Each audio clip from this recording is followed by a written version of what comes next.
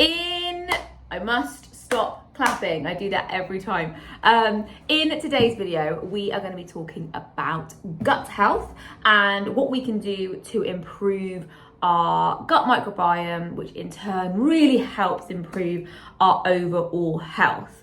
Now, anything to do with the human body and all of the different systems and processes that our body goes through, all the different changes, and even down to when you see something or feel something, an emotion, or how your nervous system starts to change. It can all be really complicated and a bit overwhelming. So what I'm going to try and do in this video is keep it quite basic, keep it so it's really relatable and digestible to you, and making sure that you can learn and take some key points away from it.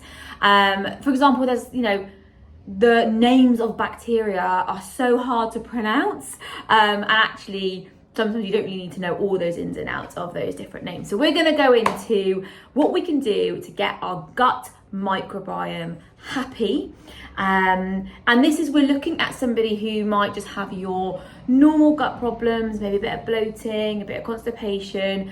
There are other gut conditions that might need different protocols, so stuff like SIBO or leaky gut, for example. So today we're really just talking about the gut health, so getting those gut microbes really, really happy and healthy. And the reason why we want to do that is because studies have now been shown that I'm back, somebody was at the door. So the reason why keeping your gut microbiome is so important is the recent studies have shown that the link between your overall health and that gut. And the reason for that is around 95% of your serotonin and around 50% of your dopamine, which are known as your happy hormones, are produced in that gut lining. And that's what helps you regulate your moods, make you feel good. So if your gut really isn't that well, or you're getting all of these gut issues, chances are that you're not really producing that serotonin how you should.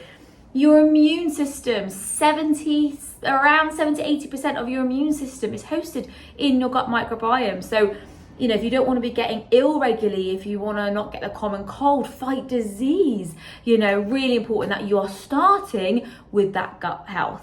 So what we're going to look at then is a couple of the key points for your gut microbiome and what it loves. And the first one is plant diversity. Your gut microbes need food, and they eat the fiber from your foods. And what they want is to have loads of different types of fiber. They don't just want all bran or just want a fiber gel. They really want to have a diverse range, which then makes your gut bacteria really diverse, and that's what we want. Or your gut microbes really diverse, and diversity is key when it comes to good gut health. So you're looking at your seeds, your nuts, lentils, chickpeas, veggies, fruits, your healthy grains, keeping all of those as diverse as you can. So for example, in the morning you may do some oats, chia seeds, put some mixed berries in there, adding in some kefir yogurt, some mixed seeds and nuts. Perfect. You've got a wide range of fibers in that meal. So plant fiber is key. The next thing that your gut microbiome really needs is the good bacteria. So having something like fermented foods in the diet, so kefir, kombucha, a bit of kimchi. Now, you don't want to have too many of these because there is a live culture, but having a small amount throughout the day, so maybe some kefir in the morning and adding some kimchi to your plate for your lunch, is going to give your gut microbes the beneficial bacteria that it needs. So that's another really, really important one. Now, this one here, the next one, is my favorite, as in something that I'm truly passionate about, which is stress and busyness and all of the life's stresses and pressures that we have. Now, our gut and brain are really linked together. So having loads of stress and loads of different busyness is going on, and all the emotions like anger, embarrassment, shame, negative thoughts really impact your gut microbiome. So focusing on that connection with your gut, slowing down, doing things that reconnect you with you. So having a really long bath, going for a walk without your phone, meditating, yoga is going to slow you into your parasympathetic nervous system, which is where is known as rest and digest. And this is really when your digestive system can function and where your gut microbes can thrive. When they're constantly in their flight and fright, which is the modern lifestyle, let's be honest, they can't thrive. They're not happy. Inflammation is created. So really focusing on the busy chattering mind, the stresses of life, and slowing down.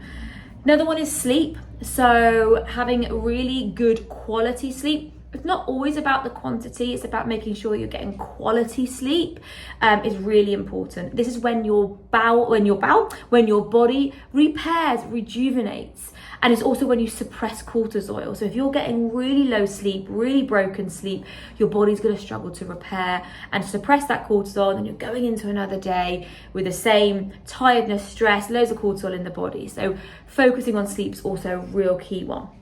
And movement. Get your body moving. So whether that's a walk, your gut actually loves low intensity exercise. So yoga, walking, or a bit of weight training. It loves it when you're really just moving, getting that blood going, and then adding in lots of hydration as well. So they are your real key factors when it comes to looking after your gut microbiome. As always, if you have any questions, please let me know. Like and share the video if you feel somebody would benefit from it as well. And I'll speak to you soon.